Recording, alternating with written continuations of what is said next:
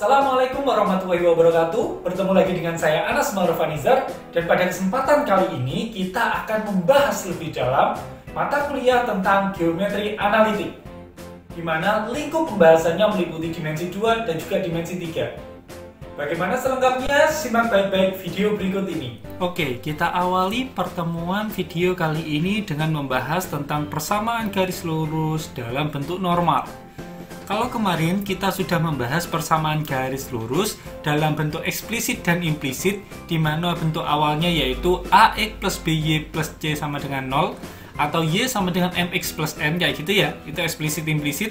Sekarang kita akan membahas persamaan garis lurus dalam bentuk normal, gitu ya. Soalnya ketika kita membahas tentang titik, kita masih berbicara dimensi 2 ini ya. Ketika kita berbicara tentang titik, titik itu bisa disimbolkan dengan X, Y, kayak gitu ya. Bisa juga disimbolkan dengan koordinat kutub atau koordinat polar, di mana bisa dilihat dari jaraknya R gitu ya, R kecil dengan alfa, sudut yang dibentuk. Gitu ya. Nah, kita akan menggunakan itu untuk membentuk persamaan garis lurus dalam bentuk normal. Caranya bagaimana? Kan kayak gini nih. Kalau kemarin ketika kita mau mendeskripsikan titik S ini, titik S ya, ketika kita mau mendeskripsikan titik S, kita bisa mendeskripsikan dengan koordinat kutub. Jadi P-nya ini berapa, panjangnya ini ya, antara titik O atau titik pangkal ke titik S itu kita misalkan P kecil.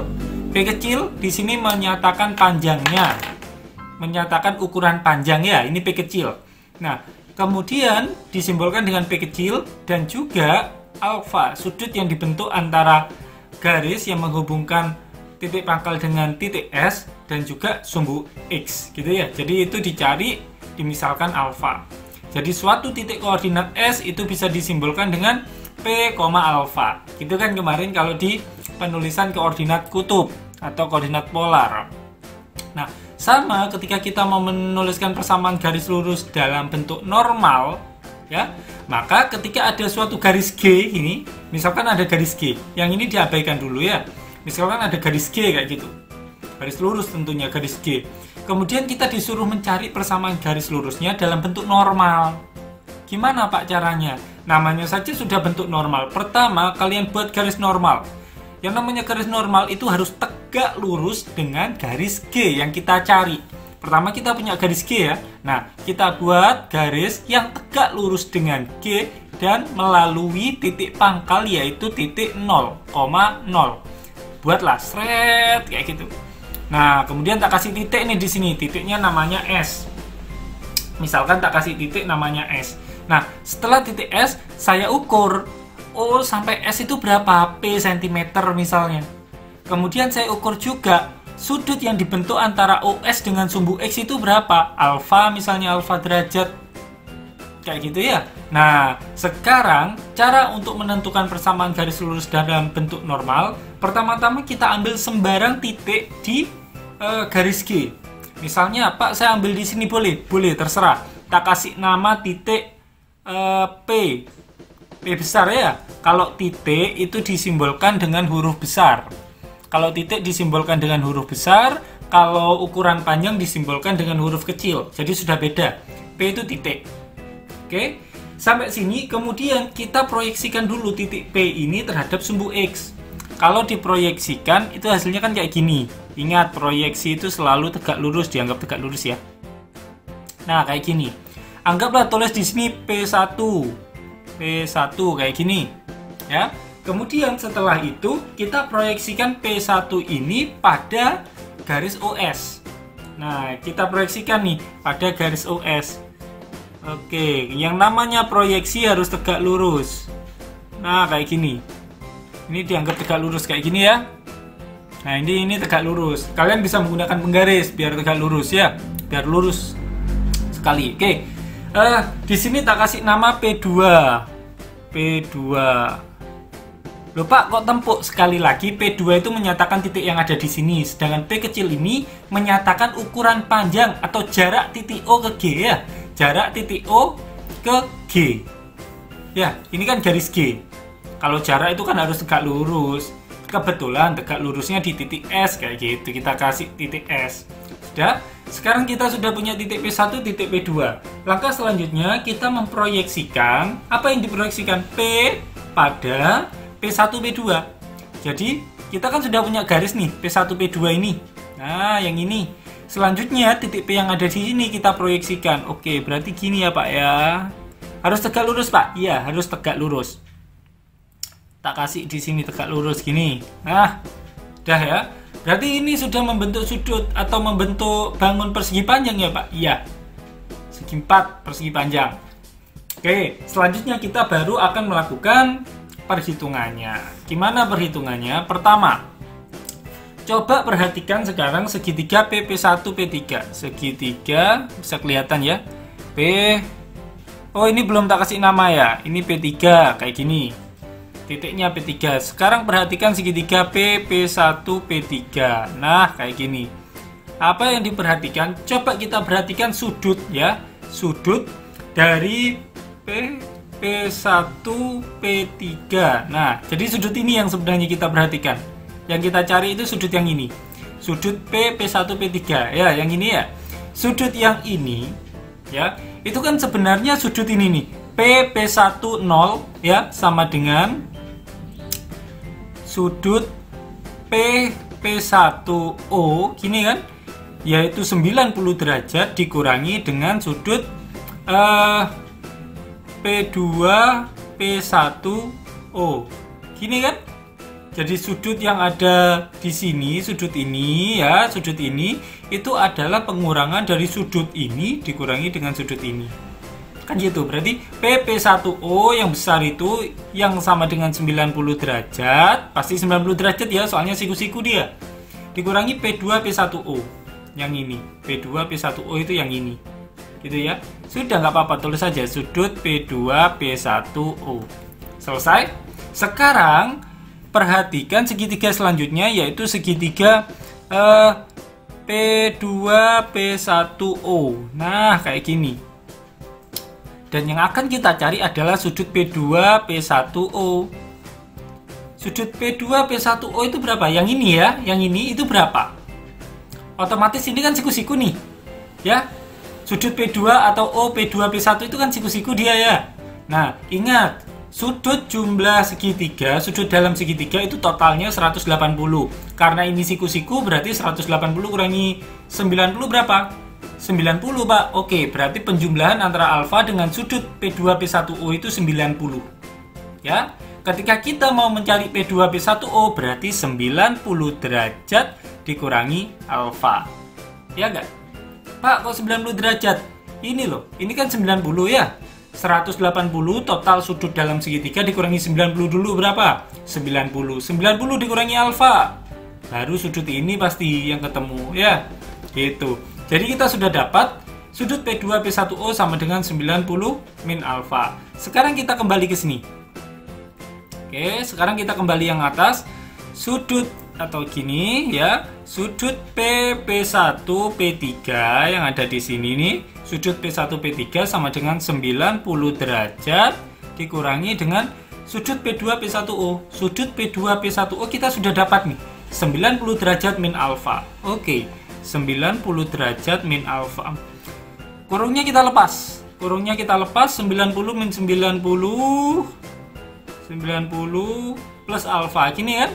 Berarti hasilnya adalah alfa. Sudah? Berarti Pak, sudut yang ada di sini itu alfa juga. Gitu ya. Sudut yang ini alfa, sudut yang ada di sini alfa juga dari perhitungan yang tadi. Nah, kalau sudah, sekarang kita baru masuk ke perhitungan inti. Ya. Sekarang kita lihat sin ini. Sin alfa yang ada di segitiga P1 P3 ya. Kita punya segitiga P1 P3. Kita cari sin alfanya. Sin itu depan per miring. Depannya yang ini, miringnya yang ini, gitu kan?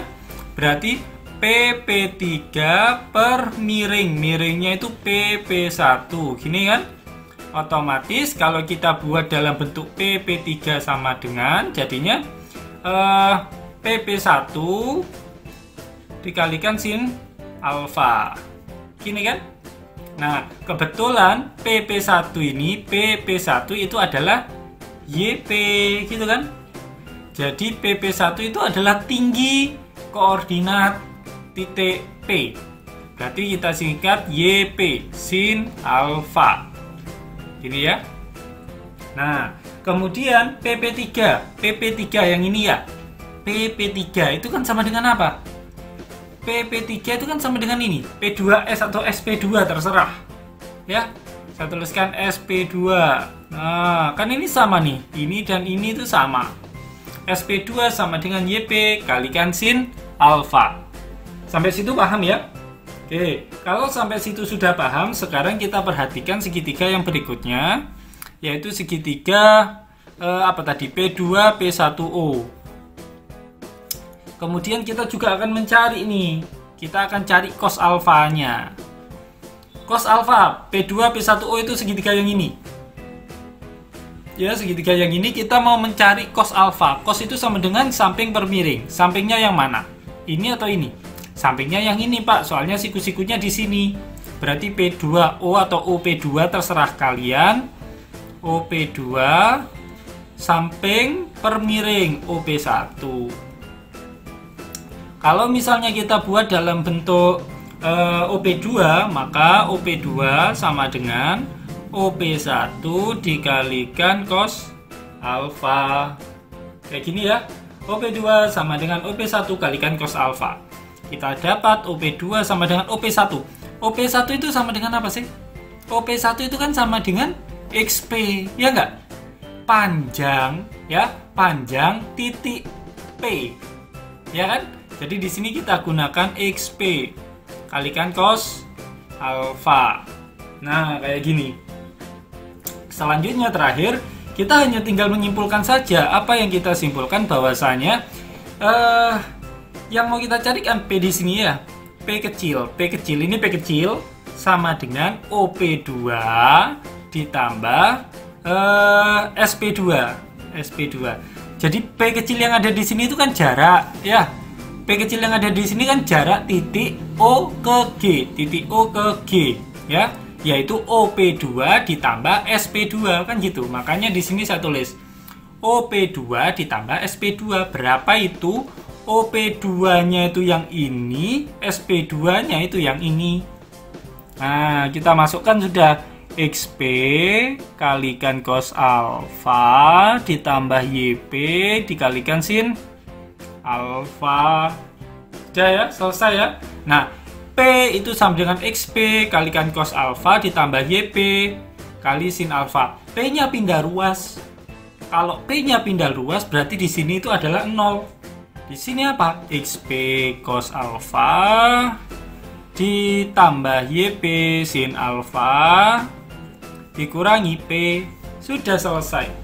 Ya, selesai sudah. Dan inilah yang dinamakan dengan persamaan garis lurus dalam bentuk normal. Persamaan garis, nggak kelihatan ya, persamaan garis lurus dalam bentuk normal. Dalam bentuk normal. Nah, kayak gini. Oke? Bisa ya? Bisa dipahami ya? Nah, sekarang Pak, gimana Pak kalau misalkan di dalam soal yang diberikan itu bukan persamaan garis lurus dalam bentuk normal, tetapi yang diberikan adalah eksplisit atau implisitnya. Misalnya nih, misalkan kita punya garis G yaitu AX plus BY plus C. Nah, sama dengan 0 kayak gini. Kemudian Pak, kita disuruh mencari persamaan garis lurusnya dalam bentuk normal dari garis G ini. Gimana? Ya sudah, coba lihat. Ingat ya, oh ya, saya perlu menjelaskan lagi. Ini masih ada titik XP. Ketika titik XP itu kan karena titik yang kita ambil adalah titik P di sini. Makanya yang kita gunakan adalah XP dan YP. Ya. Kalau misalnya titiknya yang ada di sini, titik A, titik A1, titik A2, titik A3, titik A4, dan seterusnya. Artinya titik P ini bergerak sepanjang garis G. Maka persamaannya kita nggak hanya menggunakan titik XP, tetapi langsung aja X kayak gitu. Soalnya bergerak. Kalau yang ini kan pada titik P saja. Nah, Y sin alfa min P. Nah, udah. Ini yang dimaksud persamaan garis lurus dalam bentuk normal. Jadi nggak usah melibatkan titik P. Soalnya kalau titik P, ya titik P saja. Ini kan garis G. Jadi sepanjang garis G, titiknya harus bergerak. Begitu. Bergeraknya sepanjang apa? Sepanjang garis G. Makanya di sini kita nggak boleh menyimbolkan P saja dalam membentuk persamaan garis lurusnya, tapi X secara umum. Gitu ya. Oke. Selanjutnya saya lanjutkan yang tadi. Ketika kita diberikan persamaan garis, entah itu eksplisit atau implisit, contohnya AX plus BY ditambah C sama dengan 0, kita disuruh mengubah jadi ini, gampang saja. Ya, gampang saja. Atau dari ini disuruh merubah jadi ini, gampang saja. Kita tinggal menentukan perbandingannya. Coba ya, di sini kan ada X, di sini ada X, ya sama. Di sini ada Y, di sini ada Y, sama. Ya enggak? Di sini C, di sini min P. Oke, artinya apa? Kita bisa membuat perbandingan. Perbandingan gimana, Pak? Yang atas kan cos alfa. Cos alfa banding A itu pasti sama dengan sin alfa yang sama-sama memiliki koefisien Y. B sama dengan min P, ya, ada min P-nya dibagi dengan C. Min P dibagi dengan C. Pertanyaan selanjutnya, Pak, kenapa kok harus perbandingan? Kok nggak langsung saja cos alfa itu sama dengan A gitu? Kenapa kok cos alfa per A? Kenapa kok nggak langsung aja cos alfa sama dengan A kayak gitu? Kemudian sin Y sama dengan B, min P sama dengan C. Kenapa kok nggak gitu?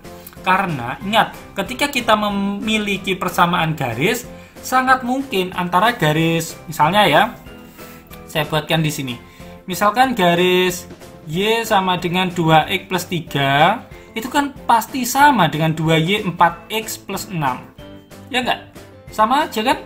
Y 2X plus 3 dengan 2Y 4X plus 6 itu sama. Karena ketika ini dibagi dengan 2, hasilnya juga yang atas gitu loh. Jadi garis ini sebenarnya sama, identik. Gitu. Jadi garis G bisa dibentuk menjadi berapa banyak macam. Ya, bisa Y sama dengan 2X plus 3, atau bisa dengan 2Y sama dengan 4X plus 6. Sama dengan ini. Ini AX plus BY plus C bisa jadi 2AX plus 2BY plus 2AC kayak gitu. Makanya apa? Kita nggak bisa langsung menyimpulkan bahwasanya cos alfa itu sama dengan A. Tetapi perbandingannya selalu tetap cos alfa banding A itu sama dengan sin alfa banding B sama dengan min P banding C, kayak gitu. Misalkan kita taruh perbandingannya adalah alfa. Dalam hal ini alfanya adalah 2 gitu misalnya ya. Oke, saya lanjutkan. Maka apa yang terjadi ketika kita sudah memiliki ini? Maka kita punya yang namanya cos alfa. Cos alfa sama dengan A kali lambda. Ya, cos alfa per A sama dengan lambda. Hanya beda ruas. Gitu ya. Jadi kita sudah punya ini satu, kita punya sin, kok sin Y ini ya, sin alfa ini, maaf. Sin alfa sama dengan B lambda, dan kita juga punya min P sama dengan apa ini? C lambda. Nah, kayak gini. Ya, kita sudah punya kayak gini. Nah, sekarang kita juga punya bahwasanya apa? Kita punya rumus yang namanya kayak gini.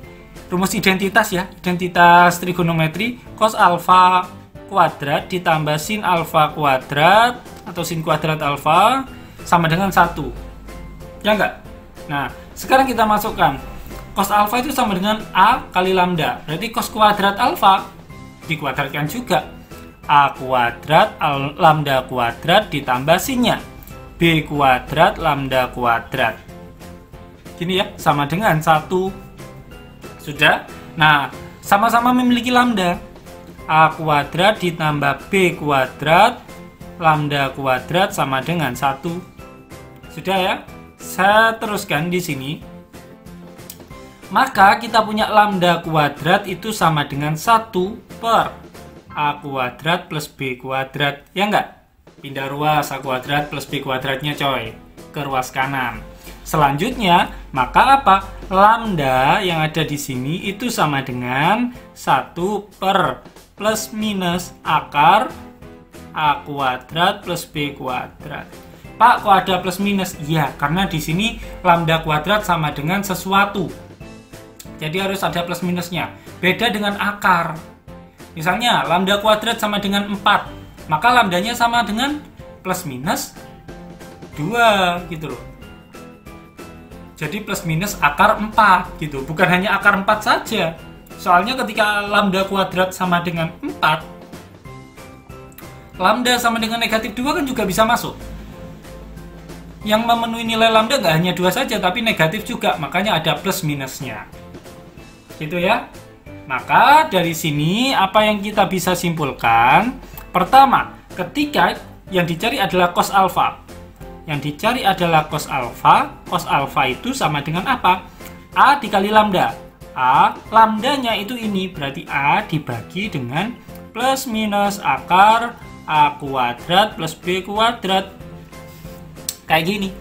Ketika yang dicari adalah sin alfa, maka sin alfa adalah B per plus minus A kuadrat plus B kuadrat. Kayak gini. Kalau yang dicari adalah P-nya, P. Ketika ini kan min P sama dengan C kalikan lambda. Ya, berarti P-nya sama dengan min C gitu ya, minnya pindah ruas per. Nah, kayak gini. Per apa? Ya sudah per lambda. Plus minus akar A kuadrat plus B kuadrat. Selesai sudah. Ya. Jadi gampang sekali. Ketika apa itu namanya? Ketika ada persamaan garis, entah itu eksplisit implisit, kalian mau mengubah ini, ya sudah gunakan ini. Ya. Kalau misalnya sebaliknya, Pak, ya sudah yang ini pindah ruas ke sini untuk mencari nilai A misalnya. Ya. Jadi yang plus minus akar A kuadrat plus B kuadrat itu pindah ruas bisa. Gitu ya. Mungkin itu saja dari saya untuk persamaan garis lurus dalam bentuk normal. Selanjutnya kita akan berbicara ke contoh soal. Oke, kita akan berbicara ke contoh soal. Contoh soalnya seperti ini. Tentukan jarak titik pusat salib dengan garis G yang memiliki persamaan 2x min y min 3. Wah, Pak, ini kok hanya menentukan jarak titik pusat salib? Tadi di atas kan kita menentukan atau belajar tentang membentuk persamaan garis lurus dalam bentuk normal. Ini kok nggak nyambung ya, Pak ya? Saya anggap itu gampang lah. Kalian kan hanya mengubah saja, mengkonversi saja. Misalkan ada AX plus BY plus C. Misalnya 2 ya. 2X ditambah 3Y ditambah 4 misalnya. Jadi 2X ditambah 3Y ditambah 4. Kalian mau membentuk jadi bentuk kayak gini, ya sudah. Cos alfanya tinggal berapa tadi? 2 per plus minus akar 2 kuadrat ditambah 3 kuadrat. Sudah ketemu cos alfa. Kan gitu. Sangat mudah sekali ya saya kira.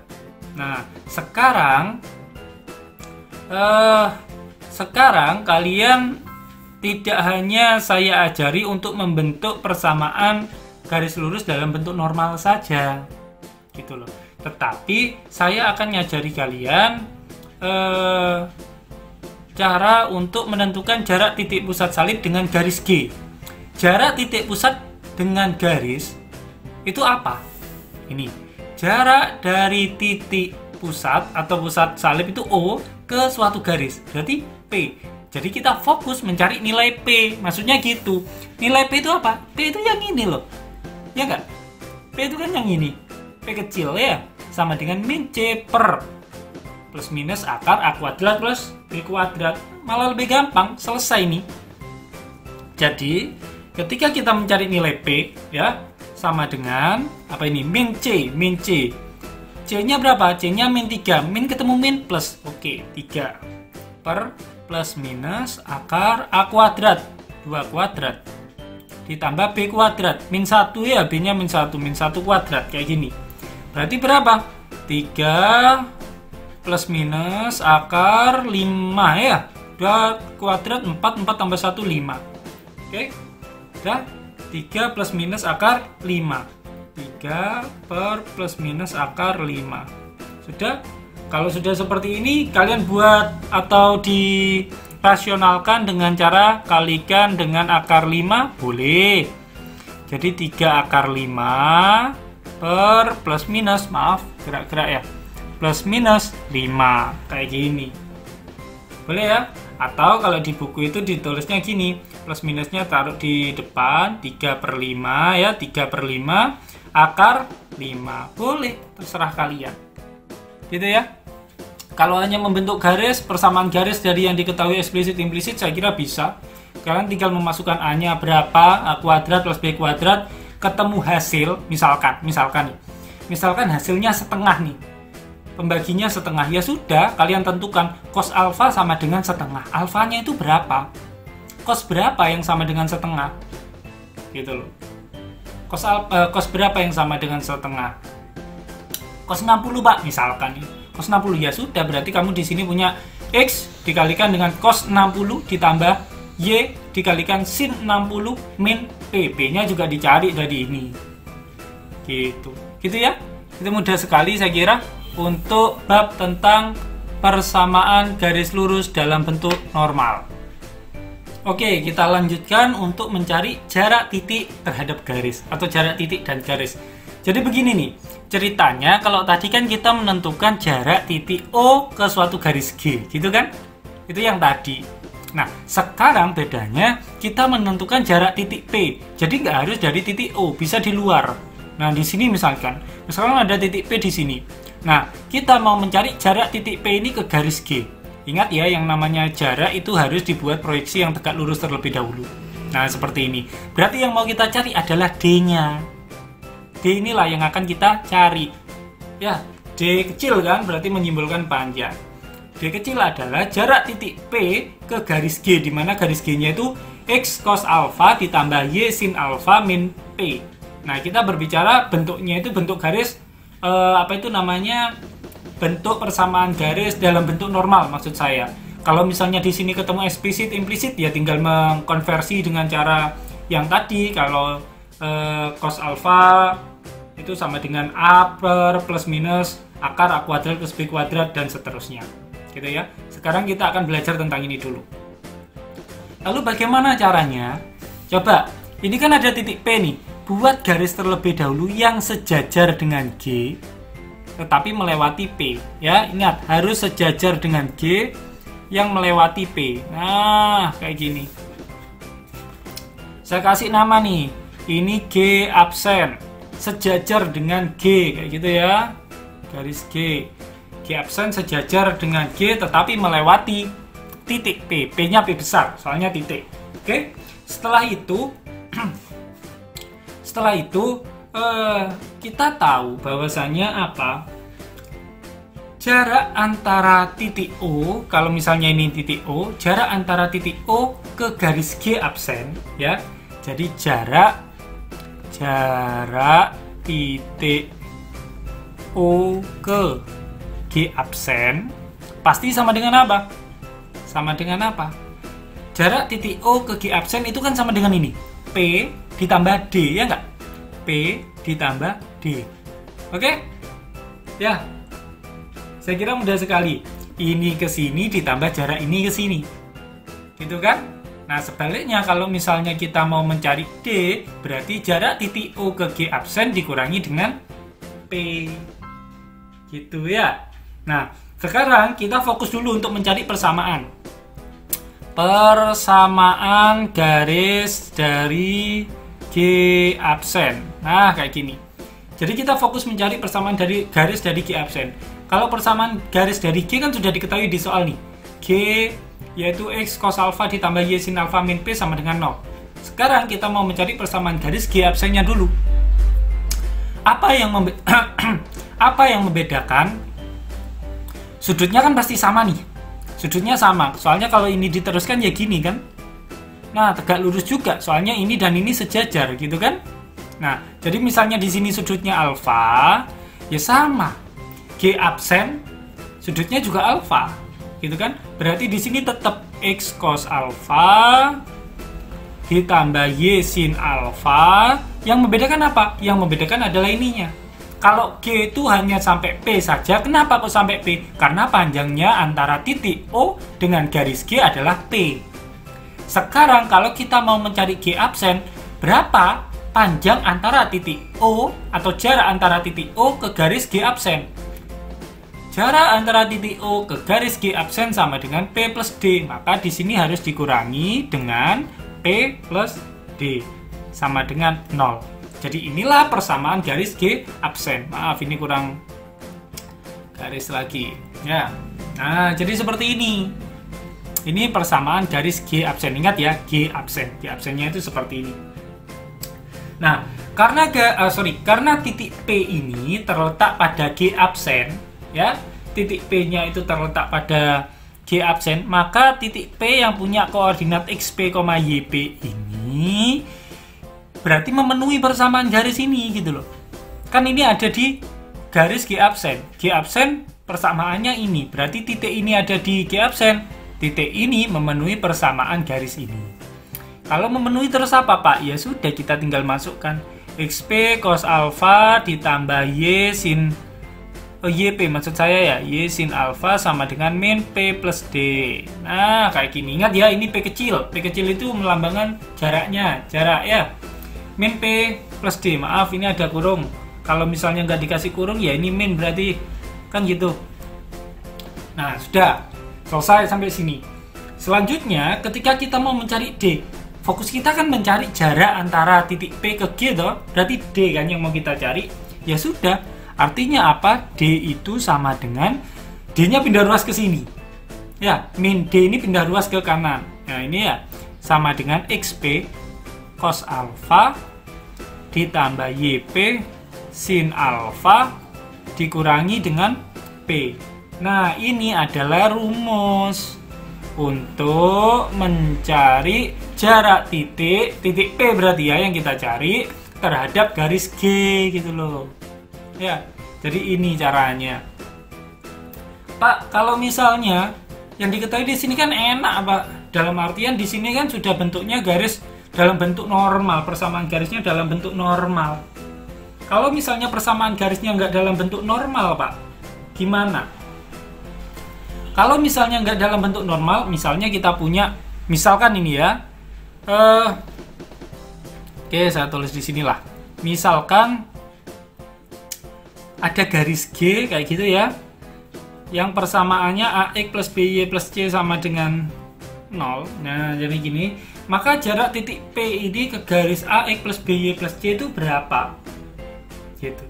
Itu yang jadi masalah. Ya sudah, ini kan sudah ada rumusnya. D sama dengan XP cos alpha plus YP sin alpha min P. Kita gunakanlah rumus ini. Kita gunakan. D sama dengan XP-nya. Tulis XP. Cos alpha-nya. Cos alpha menggunakan yang tadi. Menggunakan yang ini. Sebentar, saya selingi. Nah, yang ini. Cos alpha-nya kan menggunakan yang ini. Ya. A per plus minus A kuadrat plus B kuadrat. Ya sudah, sin alfanya menggunakan yang ini, P nya menggunakan yang ini. Jadi kalau kita masukkan ke sini, cos alfanya diganti apa tadi? A per plus minus akar A kuadrat plus B kuadrat ditambah YP nya tetap sin alfa tadi sama dengan B per plus minus akar A kuadrat plus B kuadrat. Kayak gini ya. Nah, kemudian ditambah, negatif P. Negatif P-nya itu apa tadi? P-nya itu sama dengan, Pak, min C per plus minus akar A kuadrat plus B kuadrat. Kayak gini, Pak. Ya sudah, selesai kan? Berarti D sama dengan, kalau kita misalkan penyebutnya kan sama. Jadi kita buat dalam satu satu pecahan aja. Jadi kita punya di sini apa? AXP kayak gini ya, AXP plus BYP min ketemu min plus C per plus minus akar A kuadrat plus B kuadrat. Gitu. Selesai ya. Kalian mau kasih tanda mutlak boleh, nggak dikasih tanda mutlak boleh. Tapi lebih baik dikasih. Kenapa kok dikasih? Karena kita mau mencari D. D itu adalah jarak. Jarak nggak ada yang negatif, makanya dikasih tanda mutlak. Selesai sudah. Jadi ini kalian bisa menggunakan yang ini kalau misalkan persamaan garis yang diberikan itu adalah persamaan garis dalam bentuk eksplisit atau implisit. Kalian bisa menggunakan cara yang ini. Kalian bisa menggunakan cara yang ini ketika persamaan garis yang diberikan adalah persamaan garis dalam bentuk normal. Gitu ya. Kita masuk ke contoh soal. Jadi diketahui ada 3 titik yang membentuk segitiga, titik A, B, C, 5,1, 3,5, 2,2. Saya gambar jadi titiknya seperti ini. Tentukan panjang garis tinggi dari A. Panjang garis tinggi dari A berarti ke sisi BC, gitu kan? Pak, ini siku-siku, kita nggak bisa menentukan dia siku-siku. Atas dasar apa? Dari gambar bisa saja dia 90,05 derajat misalnya. Kasat mata tuh sepertinya siku-siku, tapi 90,05. Yang namanya siku-siku itu kan persis 90 derajat. Gitu kan? Jadi ketika kita disuruh menentukan panjang garis tinggi dari A, ya sama saja menentukan jarak antara titik A ke garis BC. Ya, sekali lagi ketika kita disuruh menentukan garis tinggi itu kan harus tegak lurus. Berarti sama saja kita disuruh mencari jarak titik A, ya saya tulis ya, jarak titik A ke garis BC. Nah kayak gini, ke garis BC. Nah, Pak, terus gimana? Saya nggak tahu garis BC-nya. Berarti kita harus membentuk persamaan garis dulu menggunakan materi di video yang lalu, di minggu yang lalu. Kita kan punya cara membuat BC adalah masih ingat yang rumusnya kayak gini ya, yang saya tuliskan di sini dulu. Y min Y1 per Y2 min Y1 sama dengan X min X1 per X2 min X1. Nah, yang seperti ini. Ya, itu kan persamaan garis juga. Ya, itu persamaan garis juga yang melalui 2 titik. Itu kan sama kita gunakan ini. Melalui 2 titik itu titik yang mana? Titik B dan juga titik C. Jadi kita punya Y min YC per YB min YC sama dengan X min XC dibagi XB min XC. Nah, sudah. Kita tinggal substitusikan saja sudah nilainya. Y-nya tetap C, YC, C-nya 2, YB-nya 5, dikurangi 2, X-nya tetap, XC-nya 2, XB-nya 3, dikurangi 2. Ini ya. Berapa ini? Y-2 per 3 sama dengan X-2 per 1. Gini ya. Artinya ini masih BC. Artinya di sini, oh jangan-jangan, masa ada tanda sama dengan sampai 2 kali. Ini itu ekivalen gini ya. Nah, sudah. Selanjutnya kita kalikan. Ya, ini kali ini kalikan silang lah kalau bahasa kalian. Y-2 sama dengan 3X-6. Kayak gini. Ya. Kemudian kita taruh di mana ya? 3X min 6, Y min 2. Oke. Tuh. Oke ya. Nah, sampai situ kalian paham, harus paham dulu. Ternyata sampai dari sini Y min 2 sama dengan 3X min 6. Kalau sudah selesai Y min 2 sama dengan 3X min 6, coba dibawa dalam bentuk yang seperti ini. AX plus BY plus C. Ya, AX plus BY plus C. Jadi semuanya pindah ruas ke sana dah. Jadi di sini sama dengan 0. 3X Y-nya pindah ruas jadi min Y ya, min Y. Min 2 pindah ruas jadi plus 2 min 6 min 4. Dah kayak gini ya. Dah, ini kita sudah punya persamaan garis dari BC.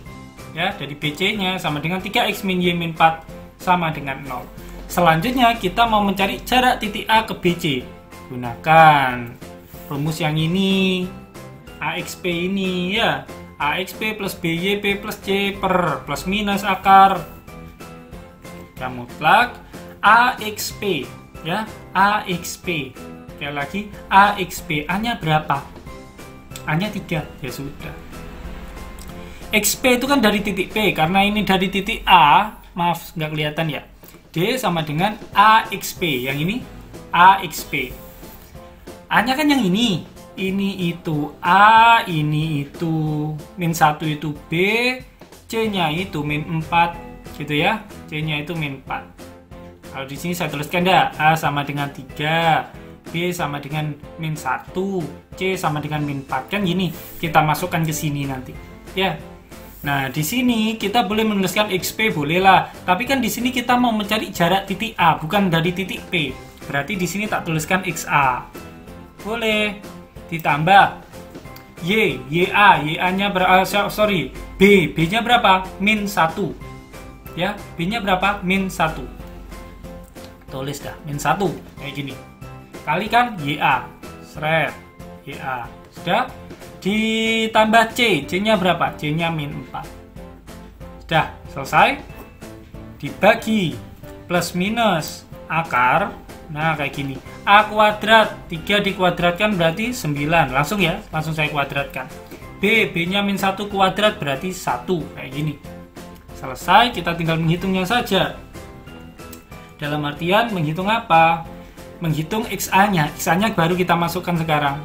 3 dikali XA. XA itu kan yang ini. Ini 5 itu XA, 1 itu YA. 3 kali 5 ditambah min 1 kali 1 dikurangi 4 gitu ya, plus minus akar 10. Seret kayak gini. Sudah, kalian hitung lagi. 3 kali 5 15 dikurangi 1 dikurangi 4, berarti ya udahlah, kalian tulis gini dulu, plus minus akar 10 kayak gini ya, plus minus akar 10. Kemudian kita sederhanakan, berarti bisa 10 per plus minus akar 10. Ingat di sini ada harga mutlak. Kayak gini. Kalian sampai sini itu sudah benar.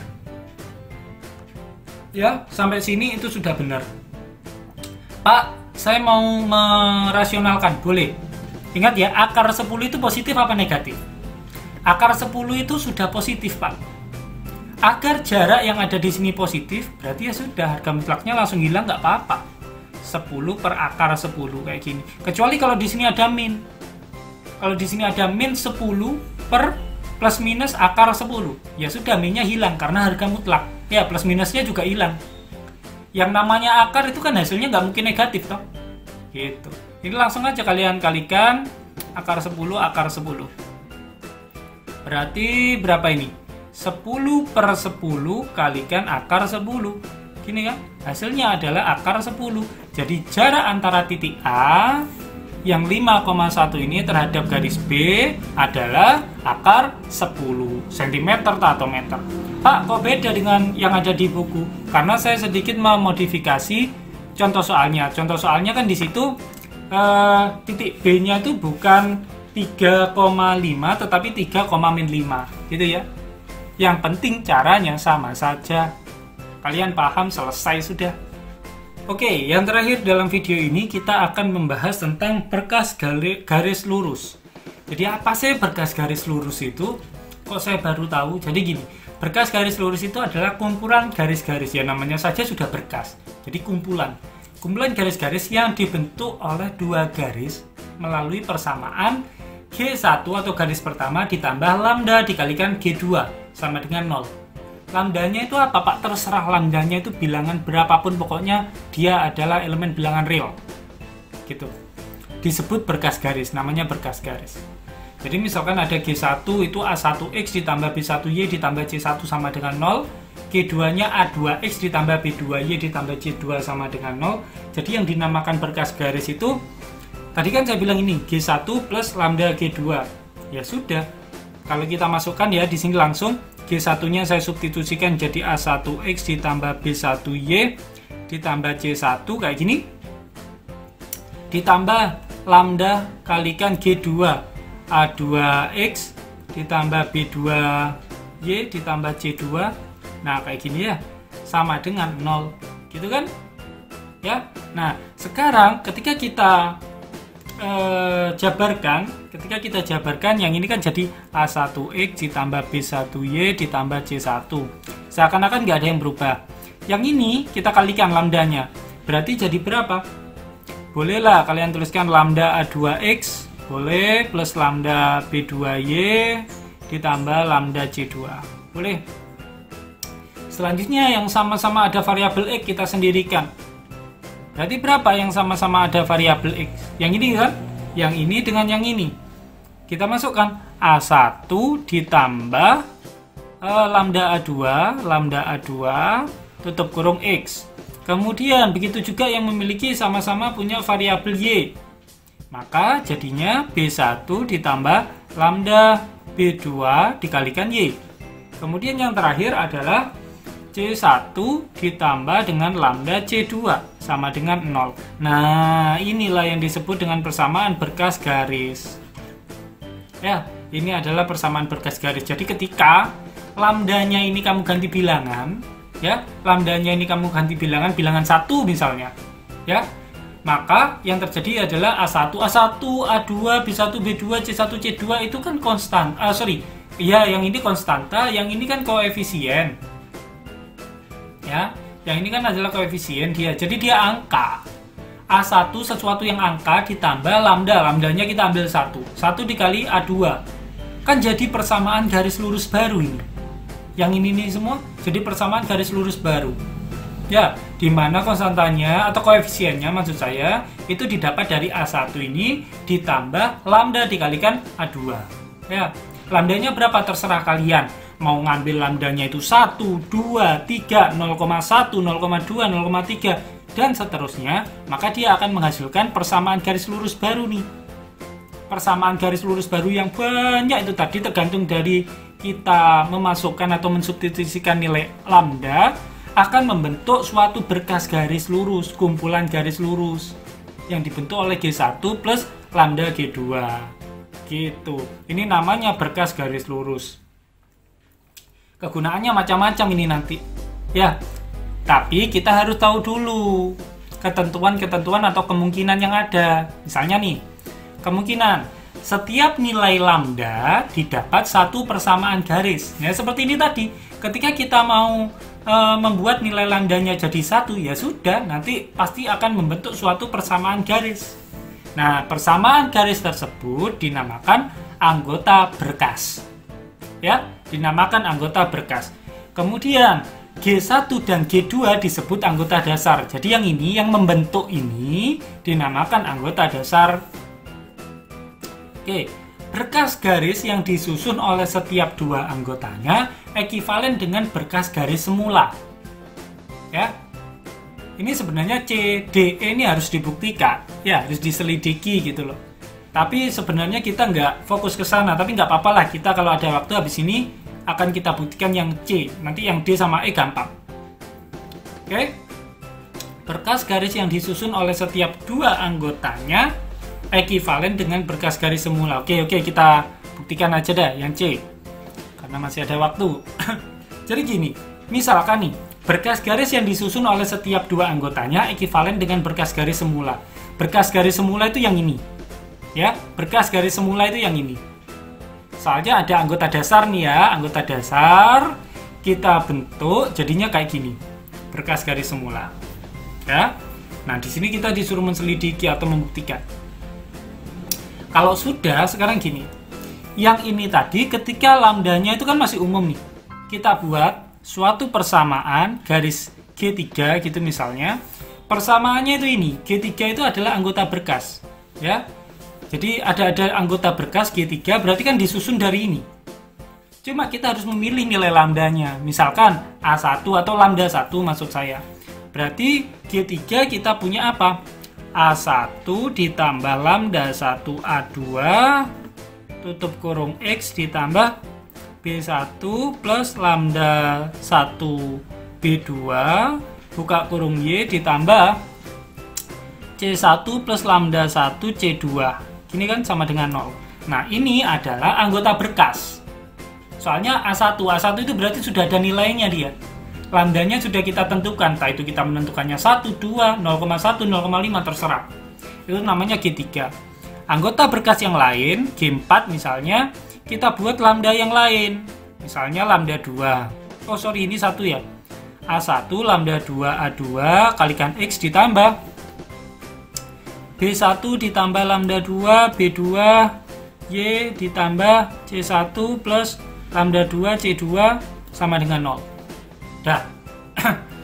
Yang C itu bilang gini, berkas garis yang disusun oleh setiap dua anggotanya. Jadi ini kan anggota nih. Ini anggota, ini anggota.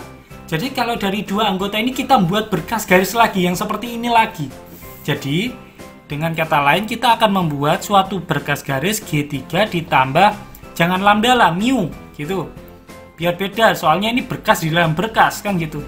G4 sama dengan 0 kayak gini. Kita akan membuat seperti ini. Oke, kita akan membuat seperti ini. Mari Pak dibuat. Oke, kita buat. Sekarang G3-nya itu kan nggak dikalikan dengan apapun. Ya, ini kita buat berkas garis berarti A1 ditambah dengan lambda 1 A2 buka kurung X ditambah B1 ditambah lambda 1 B2 Y ditambah C1 ditambah lambda 1 C2. Dah. Yang ini itu kan G. Ya, yang ini yang saya tuliskan itu G3. Persis ya, G3. Jadi G3 yang ada di sini saya jabarkan. Kemudian plus mu kalikan G4 yang ada di sini. Saya tulis. G4-nya saya tulis. A1 plus lambda 2 A2 X ditambah B1 ditambah lambda 2 B2 Y ditambah C1 plus lambda 2 C2 kayak gini. Udah ya. Nah sampai sini oke sudah. Nah setelah itu saya jabarkan dalam artian seperti ini. Kita gabungkan. Oke, yang ini aja kita langsung kalikan ya. Kalau kita kalikan berarti ada mu di setiap persamaannya, di setiap sukunya.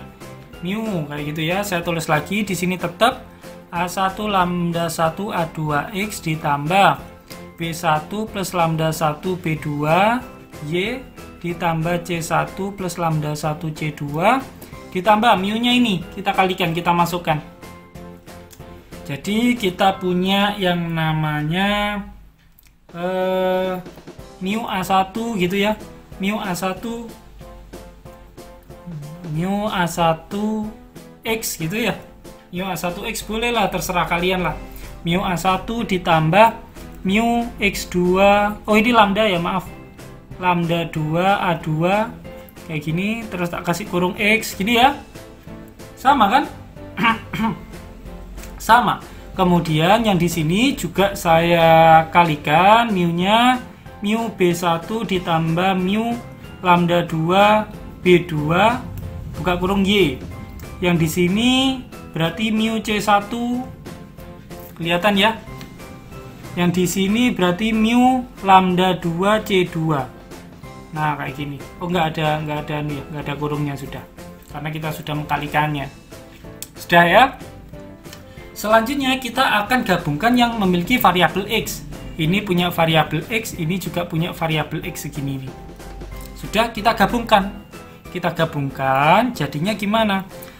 A1 ya ini ya A1 ditambah mu A1 gini kan, A1 mu A1 ditambah lambda 1 A2 yang ini, lambda 1 A2 ya, ditambah dengan mu lambda 2 A2. Mu lambda 2 A2. Oke, tutup kurung X. Gitu. Jadi yang X sudah. Sekarang yang Y. Yang Y itu yang ini dan yang ini. Kita tulis B1 berarti ditambah mu B1 ditambah lambda 1 B2 ditambah mu lambda 2 B2. Mu lambda 2 B2. Selesai, kita tutup kasih Y. Kemudian di sini ada C1-nya tetap. C1-nya tetap. Di sini ada mu C1, tulis mu berapa itu? C1 ya. Kemudian di sini ada lambda 1 C2, lambda 1 C2. Kemudian di sini ada mu lambda 2 C2. Oke ya, sama dengan 0. Sama dengan 0-nya, maaf lupa. Nah, kayak gini, ini sama dengan 0 ya, ini sama dengan 0. Karena nggak cukup. Oke, selesai sampai di situ. kita sama-sama ada A1 nih. Nah, jadi A1-nya kita keluarkan. Jadi A1-nya kita keluarkan, jadinya 1 plus mu, kan gitu. 1 plus mu kali A1. Gini kan? Yang ini A1 plus mu A1 itu jadinya 1 plus mu A1 ditambah yang ini sama-sama ada A2, A2-nya keluar. Jadinya lambda 1 mu lambda 2 A2. Oke, tutup X. Yang ini juga begitu. B1-nya keluar jadi 1 ditambah mu B1 ditambah B2-nya ya, B2-nya juga keluar yang ini. B2 sama-sama ada B2-nya kan? Sama-sama ada B2-nya berarti lambda 1 ditambah mu lambda 2 B2 terus tutup kurung Y. Oke, C1-nya Pak, C1-nya bisa keluar. Oke, 1 plus mu kalikan C1. Oke, ditambah ini Pak, ini ada C2-nya. C2-nya bisa keluar. Oke, lambda 1 plus mu lambda 2 tutup kurung C2 sama dengan 0. Nah, kayak gini. Nah, gini ya. Nah sekarang Pak, di sini ini sudah selesai. Ini bilangnya ekivalen dengan berkas garis semula. Berarti ekivalen dengan yang ini, Pak. Ini namanya berkas garis semula ya. Soalnya berkas garis yang disusun dari anggota dasar yang pertama kali. Nah, kemudian dari anggota berkas garis semula ini kita buat ada G3 dan G4. Nah, G3 dan G4 itu buat berkas garis juga. Nah, yang dihasilkan ini tadi pasti ekivalen dengan ini. Gitu ya. Maksudnya ekivalen itu gimana, Pak? Coba kita lihat. Yang ini saya tulis lagi ya di bawah biar kalian gampang membandingkannya. Jadi yang atas saya tulis di bawah.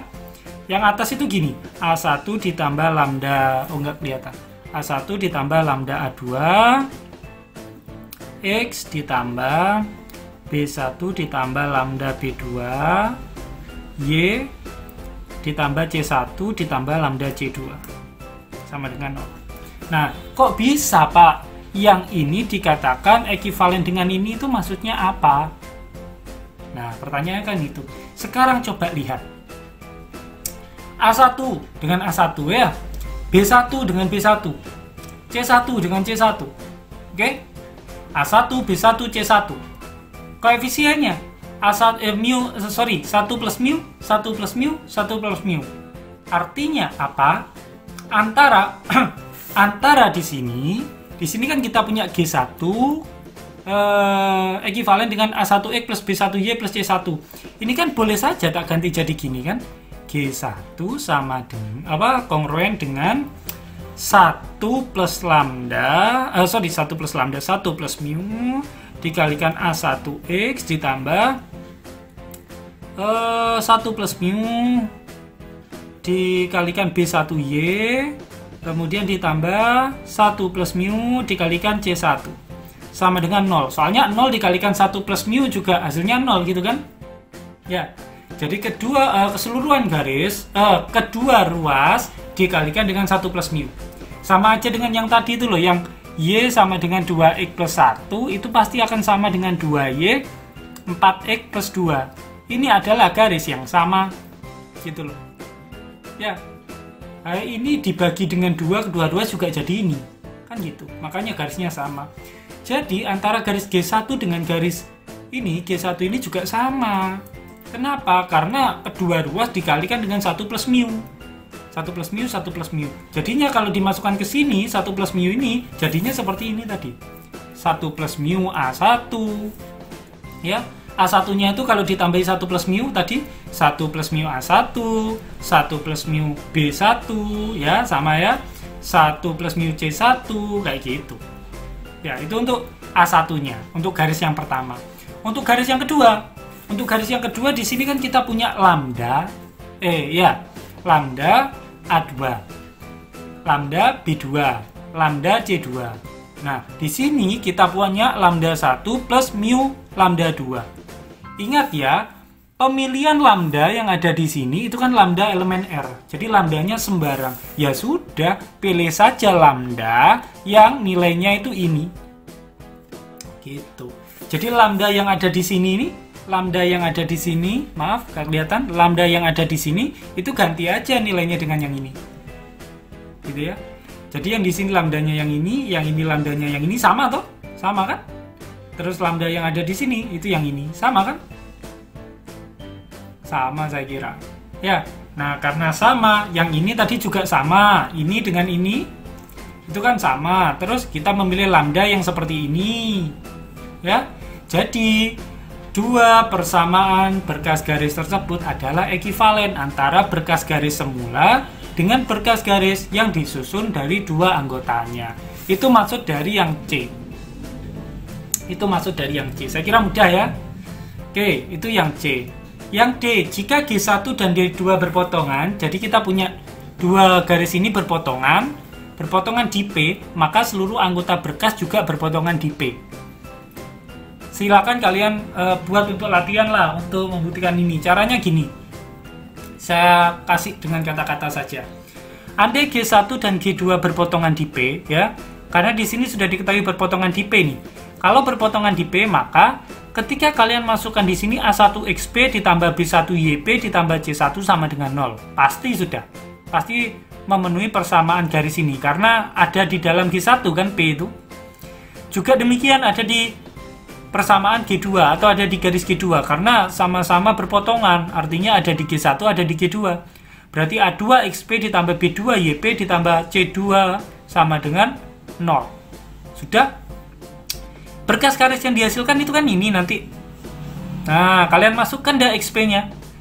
XP, YP kalian masukkan, kemudian kalian kalikan A1XP ditambah B1YP ditambah C1. Itu kan hasilnya 0, kalian substitusikan nanti. Terus ini, lambda A2XP, lambda B2YP, lambda C2, lambdanya keluar nanti. Jadi kalian punya A2XP ditambah B2YP ditambah C2 yang sama dengan 0. 0 dikalikan lambda, nanti hasilnya 0. Jadi persamaan ini hasilnya 0. 0 di sini, 0 di sini. Oh, ternyata memenuhi persamaan ini.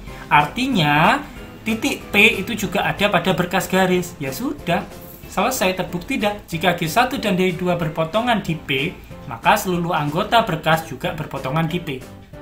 Gitu. Nah, sebaliknya, jika G1 dan G2 sejajar, maka semua anggota berkas juga sejajar. Cara pembuktian yang ini enak menggunakan tidak langsung. Pembuktian tidak langsung. Berarti, dengan G1 dan G2 sejajar, andai semua berarti kan kita negasikan jadi ada anggota berkas yang berpotongan. Yang tidak sejajar kan berarti berpotongan. Kalau ada anggota berkas yang berpotongan, maka anggota berkas yang berpotongan tersebut akan menghasilkan berkas garis lagi yang juga berpotongan sesuai dengan 3, gitu kan? Padahal berkas garis yang didapat dari anggota penyusunnya itu ekivalen dengan berkas garis semula. Artinya apa? Berkas garis semula haruslah berpotongan juga. Kontradiksi dengan ini, G1 dan G2 sejajar. Selesai sudah. Karena kontradiksi, maka pengandaian salah. Akibatnya semua anggota berkas juga sejajar kalau G1 dan G2 sejajar. Mudahnya seperti itu. Itu tentang berkas garis. Nah, sekarang saya kasih contohnya sedikit saja tentang berkas garis. Jadi gini. Jadi gini, andai ada G1 persamaannya 2x 3y min 4. Kayak gini ya, sama dengan 0. Kemudian ada G2 juga, persamaannya x min y plus 1 sama dengan 0. Jadi kayak gini. Dan juga ada titik T, yaitu titik 5,2. Sudah? Nah, yang ditanyakan adalah tentukan persamaan garis yang melalui titik potong. Tentukan persamaan garis. Nah, persamaan garis yang melalui titik potong. Tipot itu titik potong ya. Titik potong G1 dan G2 melalui T. Jadi gampangnya gini. Ini ada G1 ya. Anggaplah garis lurus ya. Ini ada G2.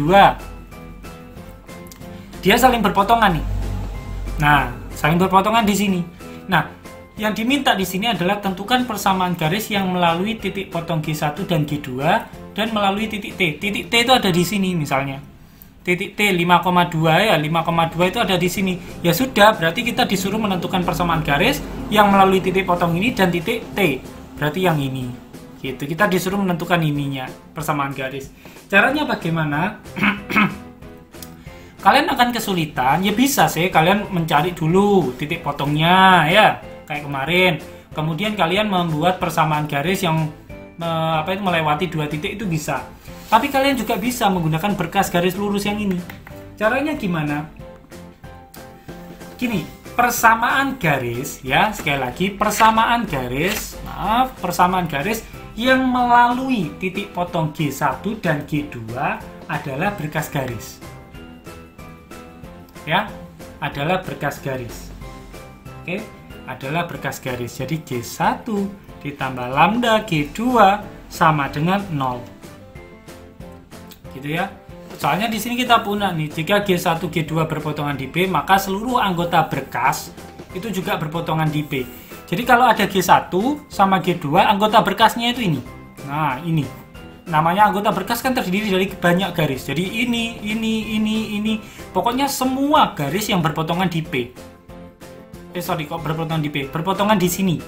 Sesuai dengan kemungkinan yang keempat. Jika G1 dan G2 berpotongan di P, maka seluruh anggota berkas juga berpotongan di P. Jadi akan ada banyak sekali berkas yang berpotongan di titik yang sama atau di titik P. Nah, kita buat dulu berkas garisnya. G1 plus lambda G2 sama dengan 0. Sudah ya? Sekarang kita masukkan G1-nya 2X plus 3Y min 4 ditambah lambda X min Y plus 1 sama dengan 0. Kayak gini. Oke? Selesai? Jika garis itu yang ditanyakan di sini kan harus melalui titik T. Ya, melalui titik T. Andai kita buat aja. Oh, ini sudah ada ya. Titik T-nya adalah 5,2. Ya sudah. Kalau ini melalui titik T, ini kan hanya berkas garis ya. Yang ini adalah persamaan berkas garis. Berkas artinya banyak sekali garis. Nah, kita pilih salah satu berkas yang melewati titik T. Ya sudah, berarti kalau melewati titik T, XT, oh bukan T kecil ya, T besar, 3 ditambah 3YT min 4, kayak gini, ditambah lambda XT min YT plus 1. Nah, ini sudah persamaan garis. Ini satu persamaan garis ini. Yaitu persamaan garis yang melalui titik potong G1 dan G2 dan melalui titik T, itu XT. Soalnya XT-nya sudah masuk. Kita masukkan. XT-nya itu 5, YT-nya itu 2. Berarti 2 kali 5. Langsung ya, 10. 10 ditambah 3 kali YT, 3 kali 2, 6, min 4, ditambah lambda, XT-nya berapa? XT-nya berapa? XT-nya 5, YT-nya 2, ditambah 1. Gini kan, sama dengan 0. Ya kan? 10 tambah 6 kurangi 4 berarti 12. Ditambah 5 kurangi 2 tambah 1 berarti 4. Gitu kan, 4 lambda sama dengan 0. Berarti kita dapat lambda sama dengan berapa? Lambda sama dengan min 3. Kan gitu. 12-nya pindah ruas jadi min 12, min 12 jadi bagi 4. Bagi ininya pindah ruas ya, jadinya min 3. Sudah. Loh Pak, yang ditanyakan kan berkas garis. Ya sudah, yang ini mana tadi? Yang ini yang masih umum ini, lambdanya kalian masukkan min 3. Selesai sudah. 2x plus 3y min 4 ditambah min 3 dikalikan x min y plus 1 sama dengan 0. Kayak gini. Masukkan 2x plus 3y min 4. Yang ini berarti min 3x plus 3y min 3 sama dengan 0. Didapat 2x min 3x min x. 3y plus 3y plus 6y. Min 4 min 3 min 7 sama dengan 0. Nah, selesai. Sudah ditemukan persamaan garis. Yang ini pasti melalui titik potong G1 dan G2 dan juga melalui titik T 5,2. Selesai sudah. Gitu ya. Itu untuk berkas garis lurus. Bagaimana video barusan? Mudah bukan? Jika kalian merasa ada yang kesulitan, silakan catat masalah-masalah yang mungkin kalian temukan, kemudian tanyakan ketika sesi diskusi berlangsung. Mungkin itu saja dari saya. Jangan lupa untuk like dan juga subscribe dan share video ini ke teman-teman kalian. Akhir kata dari saya, salam geometri.